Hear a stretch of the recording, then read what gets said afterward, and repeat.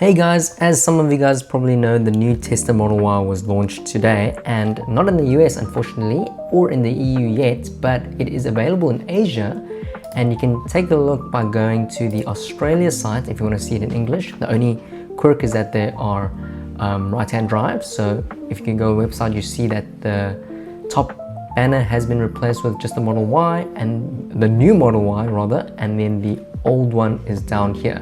The reason I'm making this video is because I was actually planning on replacing my Model 3 when the Model Y comes out, and I was hoping it was going to be the end of last year, but as you can see, it is close to the end of last year. It is the beginning of January. Today is the 10th of January when they officially launched this in Asia, in China, as well as in Australia. I'm going to take a look at some of the features and see what the changes they've made to it. From first glance, a lot of the rumors have been showing this front fascia with the light bar and potentially the headlight down here. Not sure if that's the fog light, because the fog lights are much lower on the old Model Y and this is a bit higher up. Some people that have been pixel peeping have noticed that there is a front camera here, but on Reddit people have said that this was also on the images of the Model 3, and yet we do not have a front camera in the Model 3. But let me take a look. I'll see if we'll be able to get this in Portugal anytime soon, and then maybe I can trade in my Model 3 and get this instead.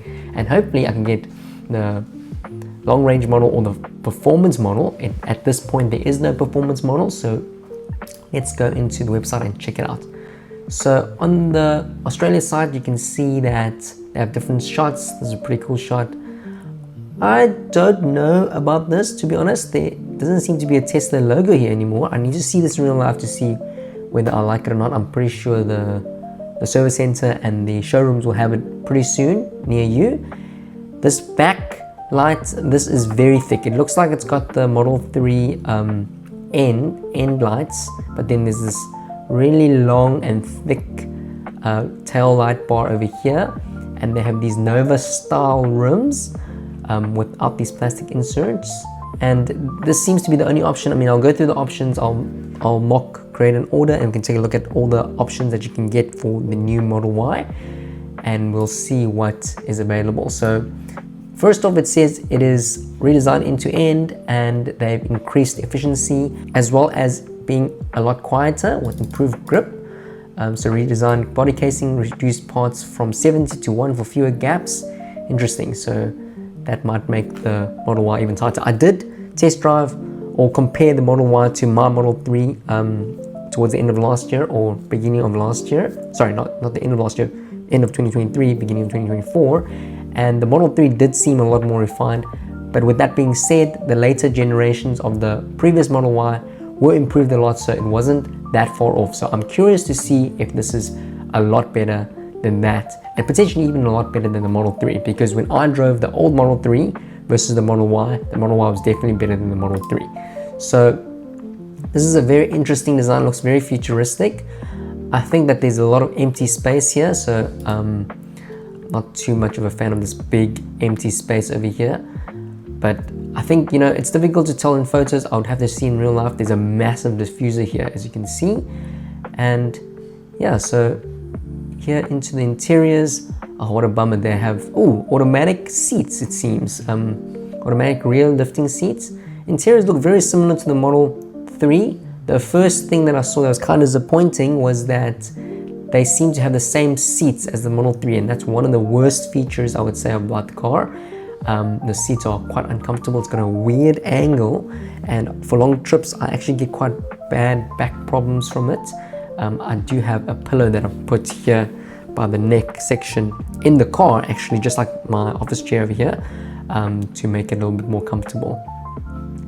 So you guys can go on the website, just go check out the Australia site to look at it for yourself in English. And I did see something interesting. So these are just, you know, software features that are already available in the current Model 3, as well as the rear screen, as you guys know. And you know, here's some features that are unique to Tesla, like dog mode and the app, which is probably the best in the industry. Oh, front-facing cameras. Okay, so this does say front-facing cameras. I'm not sure if this just means front-facing as in what we currently have, or a bumper camera in front. But let's take a look. I mean, in this video footage, it does look pretty cool. I do think it looks kind of futuristic. No logo, almost like a Lucid Air. People have said it looks a little bit like the Cybertruck, but I think it looks a little bit more like Lucid, to be honest, this front light bar thing. Okay, so let's go make an order and let's take a look. This time I'll definitely get the long range. I won't get the standard range model because I want a little bit more performance and better interiors. If you guys don't know already, on Teslas you can't really configure the interior trims. The only option that is available for you to do that is to just buy a higher package, and that includes better trim. So I would assume this is the same for the Model Y versus the Model 3 as well. So the Model Y will probably get better speaker system throughout the cabin if you get the long range model. So it's 551 kilometers WLTP. I think mine's 514, so slightly more than mine. Obviously the bigger car at WLTP, so I would say, you know, highway probably 300 kilometers. And wow, this is actually pretty fast. I mean, compared to the previous model, I think the previous model was in the 5s. There is only one wheel rim trim. I wonder if they'll have more for the performance model. And then there's also special things on the launch series that you get specifically for the launch series. So like this rear lift gate badge, puddle light that shows the launch series, as well as this trim in the dorsal, this thing that goes around the charging pads, which we don't have in the Model 3, with launch written. And so they have this vegan suede leather where I have the carbon fiber trim. I actually think that a lot of the accessories that I have now might actually fit in the new Model Y. I mean, the steering wheel looks the same, and you know, for example, this trim looks exactly the same, so I wonder if it actually fits. It might be a bit bigger, so I'm not actually certain. It seems like there's a new color. I've never seen this color before, Glacier Blue. It's like a light blue. They used to have a darker blue, I guess.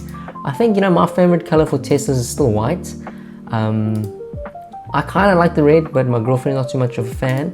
And the silver, I would need to see this Quicksilver in real life, because the silver on the Model 3 makes the car look really old. Like an old car doesn't look that nice. I like black interior, so I'll keep that. As you guys know, I'll probably go with enhanced autopilot because I want to have the auto park. That is my favorite feature. Even though that's basically the only feature that you can kind of get a benefit for. The auto lane change and stuff, not that great compared to what we get in the US. And oh wow, they introduced the stalk. I wonder if you can indicate with the steering wheel and the stalk, or if it's just stalk only now. I actually quite like the steering wheel buttons.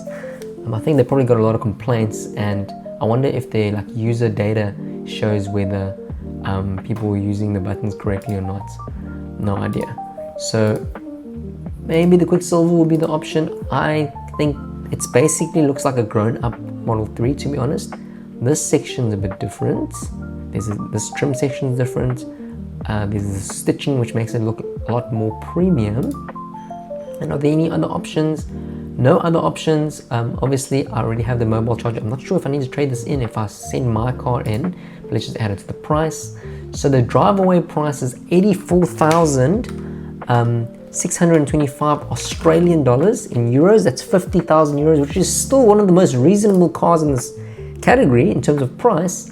And I will probably get a discount because I am a repeat customer. So that's very enticing actually. I'll probably get about 25,000, maybe 25,000 on my car. So I'll probably pay another 30,000, which I don't think is that bad, to be honest. I mean, I think this car is going to be a lot better than the Model 3. I just hope that the seats are a little bit more comfortable, because that's been my biggest gripe with the current Model 3 that I have. So hopefully this comes out soon.